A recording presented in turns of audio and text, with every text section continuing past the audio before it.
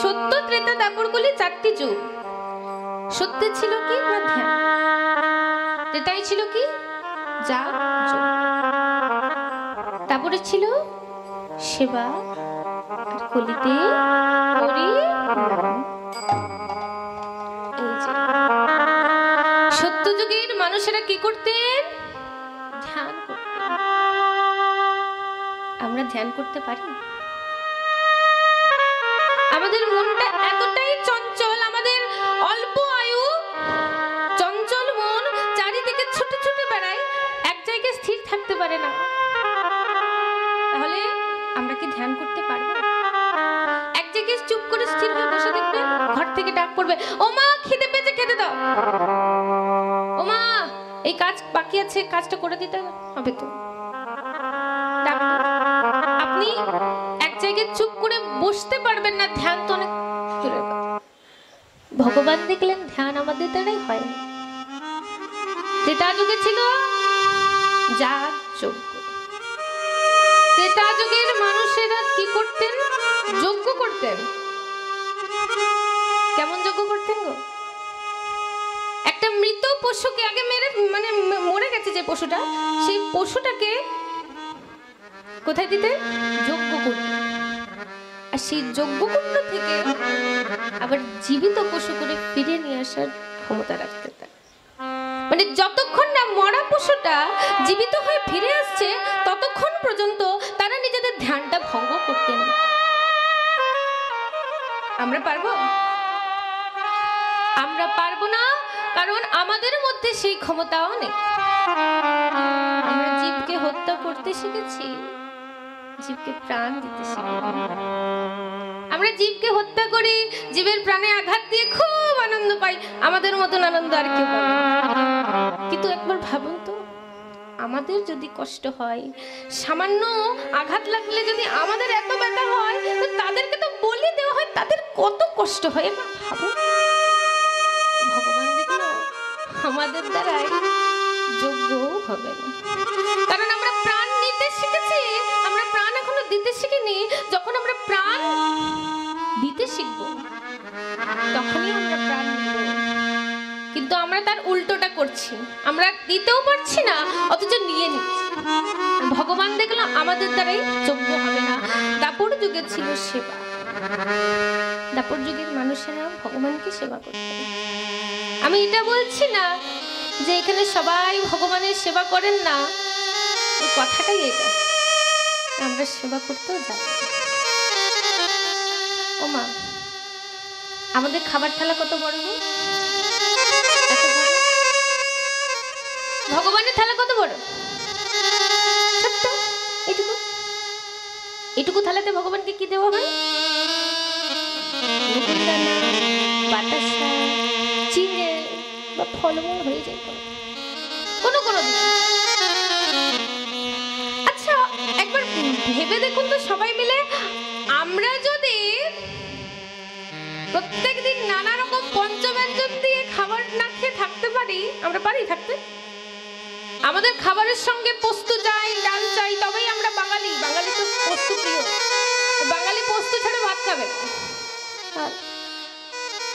ভগবানকে কি দিন? নকুল দানা আর বাতাসা। আমরা যদি প্রত্যেক দিন নানা রকমের ব্যঞ্জন দিয়ে খাই আর ভগবানকে দিই আমরা নকুল দানা, এটা কি আমাদের উচিত? আমরা কতদিন থাকতে পারবো নকুল দানা খেয়ে? পারবেন থাকতে সারাদিন? নকুল দানা বাতাসা কিচ্ছু না, অন্ন না, ডাল না, পঞ্চব্যঞ্জনের মধ্যে কিচ্ছু না, শুধুমাত্র নকুল দানার জল। নকুল দানার জল কতদিন থাকবে? থাকুন। ভগবান দেখলো, দেখুন আমি তো জোর করবো না, চেষ্টা করুন, চেষ্টা করতে হবে। যে ভক্ত চেষ্টা করে না, ভগবান তাকেই ধরা দেয়। তুই চেষ্টা করছিস তো, এর সঙ্গে আমি আছি, চেষ্টা করলেই তুই পারবি। তাহলে ভগবান দেখলো আমাদের দ্বারাই সেবাও হবে না, তাহলে হবে কি? হরিনাম। অল্প আয়ু নিয়ে জন্মেছি আমরা, আমরা হরিনামই করতে পারবো। দানং ব্রতং তপং যজ্ঞং শ্রদ্ধাঞ্চ পিতৃতর্পণা। সর্বকর্ম নিষ্ফলং হরিনাম সংকীর্তন। দান করা, ব্রত করা, মাতা পিতার মৃত্যুর পর পিতৃতর্পণ করা ততক্ষণ পর্যন্ত নিষ্ফল, যতক্ষণ না পর্যন্ত সেই স্থানগুলি না একটা করে হরিনাম। এই যে যাদের বাড়িতে আমি কীর্তন পরিবেশন করতে এসেছি, এখানে যারা উপস্থিত আছে, এক মা যদি এখানে উপস্থিত থাকতেন হয়তো আমরা খুব আনন্দ করতাম, একসাথে কীর্তন আস্বাদন করতাম। সে হয়তো ছেড়ে আমাদের অনেক দূরে চলে গেছে, তার দেখা হয়তো আমরা পাবো না, কিন্তু তার স্মৃতি উদ্দেশ্যে আমার মায়েরা বা এখানে উপস্থিত যারা আছেন পরিবারের সবাই মিলে হরিনামের আয়োজন করেছেন। এটা হচ্ছে কারণ এই হরিনাম ছাড়া কোনো জিনিস সার্থক হয় না। এই এত পরিশ্রমের পরও এটা কি হলো, এটার মাধ্যমে সবাই উদ্ধার পেয়ে যায়। সর্বপ্রথম হরিনামে সবাই উদ্ধার পেয়ে গেছে, পাপীর থেকে পাপী, যত পাপী আছে সবাই উদ্ধার পেয়ে গেছে। আর যারা পূর্ণ করেছে তারা তো উদ্ধার পাবেই, তারা তো ভগবানের চরণ পাবেই। কিন্তু আমাদের সামান্য 5 মিনিটের জন্য হাতে তালি দেওয়ার সময়টা নেই। ও বাবা, হরিনাম কি এই যে মায়েরা আমার এতক্ষণে কি হাতে তালি দিচ্ছেন? মায়েরাও তো 24 ঘন্টা তাহলে কষ্ট করছেন, হাতে তালি দিচ্ছেন। শুধু মায়েদের জন্য হরিনাম না? তাহলে সবারই জন্য যখন হরিনাম, তখন একটু হাতে তালি দিতে হবে না? দেখুন, হাতে তালি দিলে কি হয় জানেন তো? হাতে তালি দেন, দেখুন একটা গাছের তলে আপনি দাঁড়িয়ে আছেন, ঠিক আছে? সেই গাছের তলে আপনি যদি হাতে তালি দেন, গাছের মধ্যে যতগুলো পাখি আছে সবাই কি হবে? উড়ে চলে যাবে। ঠিক তেমনি আমাদের মনের মধ্যে যে কাম, ক্রোধ, লোভ, মদ, মোহ, মাৎসর্য যেসব বাসা বেঁধেছে না, এগুলো সব এই হরিনামে হাতে তালি যদি আমরা দিই সব উড়ে চলে যাবে। আর সায়েন্টিস্টরা বলেছে হাতে তালি দিলে নাকি হার্টের এক্সারসাইজ হয়, হার্টটা ফ্রি, আনন্দ হয়। হাতে তালি দিলে চোখের যেটা সমস্যা, চোখের নিচে দেখবেন কালি পড়ে যায় অনেকে, এই কালি চলে যায়। হরিনামটা ভগবানের জন্য করছি না, নিজেদের জন্য করছি, আমাদের নিজেদের জন্য করছি। তো দেখি এবার আপনারা আমার সাথে গাইবেন, আমি আর কিচ্ছু শুনবো না, অন্তত 1 মিনিট, বেশিক্ষণ নয়। চলুন সবাই গাইবেন, বলুন হরে কৃষ্ণ হরে কৃষ্ণ কৃষ্ণ কৃষ্ণ হরে হরে, হরে রাম হরে রাম রাম রাম হরে হরে। জোরে জোরে, আহা, বাবা কি সুন্দর গাইছো গো, আরেকটু জোরে।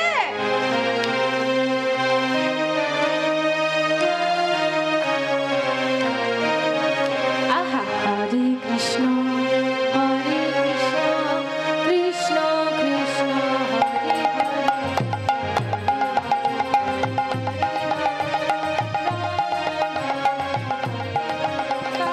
হরে।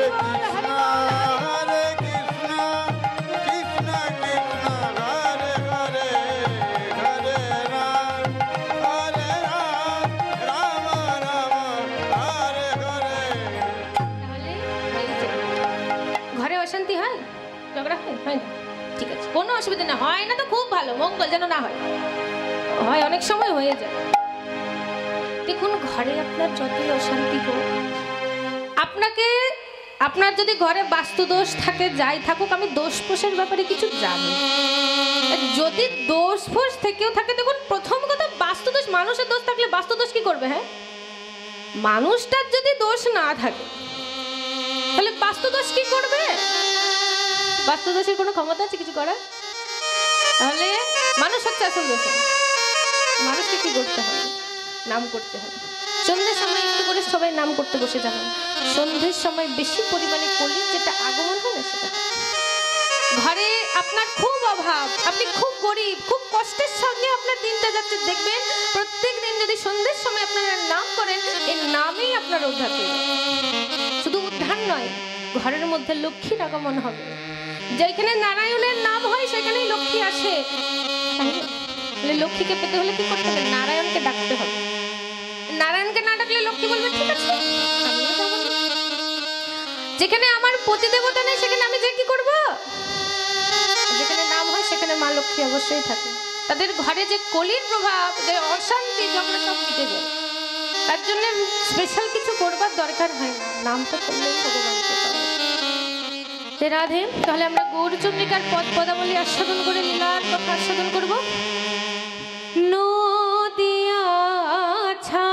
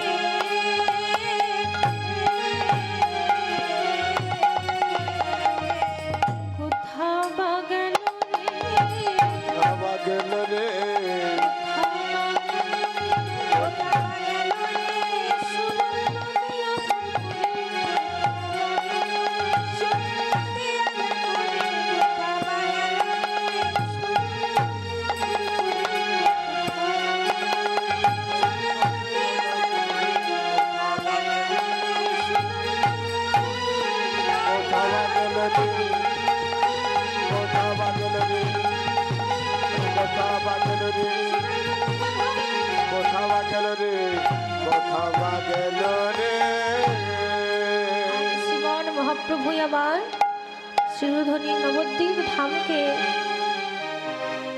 অন্ধকার করে সকলকে ছেড়ে চলে গেছে। তাই প্রভু আমার যেদিনা চলে গেছে, প্রভুকে দর্শন করতে না পেয়ে সকলে খুব কষ্ট পাচ্ছে, সবাই কাঁদছে। কাঁদছেন কে গো? হরিদাস। কাঁদছেন কে? নিত্যানন্দ প্রভু। কাঁদছেন কে গো? সচিমা। সচিমা আমার কেঁদে কেঁদে ধুলাই গড়াগড়ি যাচ্ছে, আর সকলকে জড়িয়ে ধরে বলছে, ওরে আমার নিমাই কোথায় গেল? আমার নিমাইকে তোরা এনে দে। আমি যে আমার নিমাইকে দর্শন না করে যে থাকতে পারছি না রে। ওরে তোরা তো আমার পুত্র সমান, তোরা আমার নিমাইকে আমার কোলে ফিরিয়ে দে। আমার আর কিছু চাই। আজ মহাপ্রভু আমার সবকিছু ছেড়ে এবং সবাইকে ছেড়ে চলে গেছে। তাই এখন এমন সময় সর্বপ্রথম কাঁদছেন কে? অদ্বৈতাচার্য। কারণ প্রভুকে প্রত্যেক দিন অদ্বৈতাচার্য আশ্রয় করতেন। প্রত্যেক দিন গঙ্গা স্নান করতেন, প্রতিদিন গঙ্গা স্নান করতে গিয়ে গঙ্গা জল আর তুলসী পত্র দিয়ে প্রভুকে আমার আশ্রয় করতে। তাই আজ যখন প্রভুকে দর্শন করতে পারছেন না, আজ অদ্বৈতাচার্য কাঁদছে, কাঁদিছে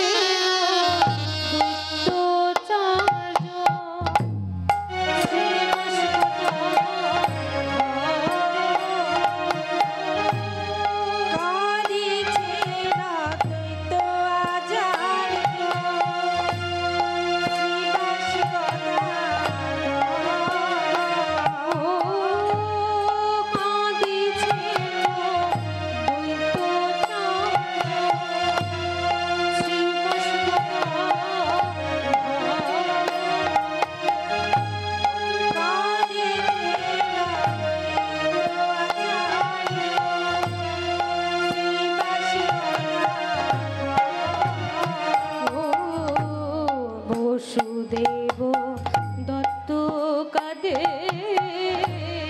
মুরারি রে বসুদেব দত্ত কাঁদে মুরারি অদ্বৈত কাঁদিছে, অদ্বৈত কাঁদিছে, অদ্বৈত কাঁদিছে,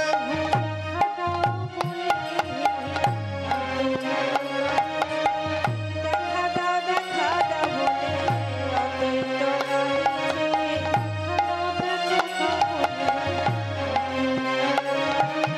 দেখা দাও দেখা দাও বলে অদ্বৈত কাঁদিছে। আজ প্রভু আমার অদ্বৈত প্রভুপাদ প্রভুকে দর্শন না করতে পেরে কাঁদছেন, আর এদিকে কাঁদছেন শিবাস। আজ শিবাস কাঁদছে, শিবাস কাঁদতে কাঁদতে প্রভুকে আশ্রয় করছেন। এবার আমার ঘরে কে হরিনাম করবে? এবার আমার সঙ্গে দুই হাত তুলে কে ভিক্ষা করবে? তুমি ছাড়া যে আমার আর কেউ নাই। দেখুন ভক্তগণ, ভক্তিপতি মায়ের বাবা শিবাস ছিলেন পরম বৈষ্ণব। সেই বৈষ্ণব স্বয়ং মহাপ্রভু হতে পারে, এমন বৈষ্ণব ছিলেন আমাদের শিবাস। তাই শিবাস, শিবাস শব্দের অর্থ হচ্ছে কি, যার বাসাটা শূন্য, তাকেই বলে শিবাস। তাই আজ কাঁদছেন কে? শিবাস। আর বলছে প্রভু তুমি কি আর আমাদের এই নবদ্বীপ ধামে আসবে না? তোমাকে কি আর আমরা দর্শন করতে পারবো না?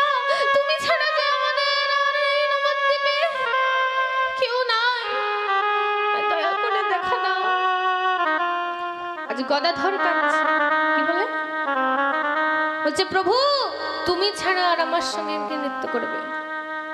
একটা পদাবলিতে আছে গদাধরে নাচছেন সঙ্গে সঙ্গে। এই যে গদাধর আছে না, প্রভুর সঙ্গে সময় নৃত্য করে। এবং দেখবেন যখন প্রভুর মূর্তি থাকে পঞ্চতত্ত্ব আছে তো প্রভুর সঙ্গে সমসময় এইদিকে কে থাকে? গদাধর। আর কে কাঁদছেন? কাঁদিছে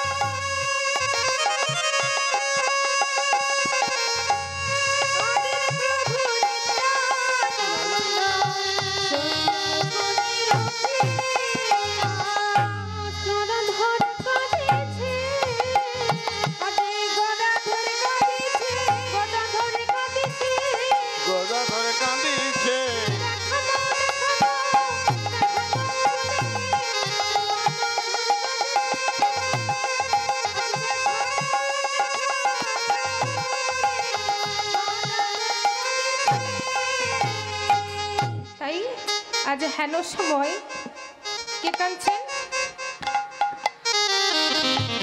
আজ কে কাঁদছেন? হরিদাস। আজ দুটি নয়ন মুদ্রিত করে হরিদাস কাঁদছে। আর কে কাঁদছে? যত ভক্তবৃন্দ ছিল আজ সবাই কাঁদছে। সুখময় কীর্তন গোড়ায়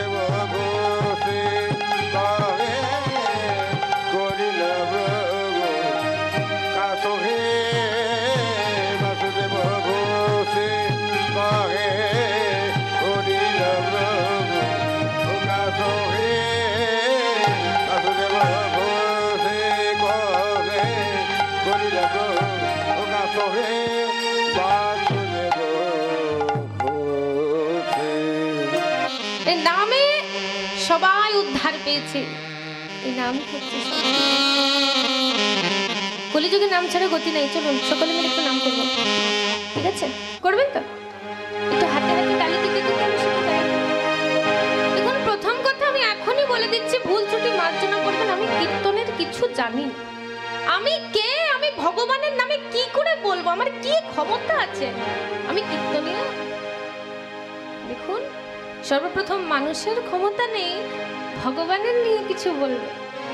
এই আমি প্রথমেই যদি ভুল ত্রুটি কিছু হচ্ছে আমার, মার্জনা করবেন আর একটু সহযোগিতা করবেন, একটু আশীর্বাদ করবেন, কেমন? কারণ ভগবান যতটুকু আমি বলাবে ততটুকুই বলবো, তার থেকে বেশি কিন্তু কিচ্ছু পারবো না। আমি কীর্তন জিনিসটা কি সেটাই জানি, শুধু ভগবান বলায় তাই আমি করি।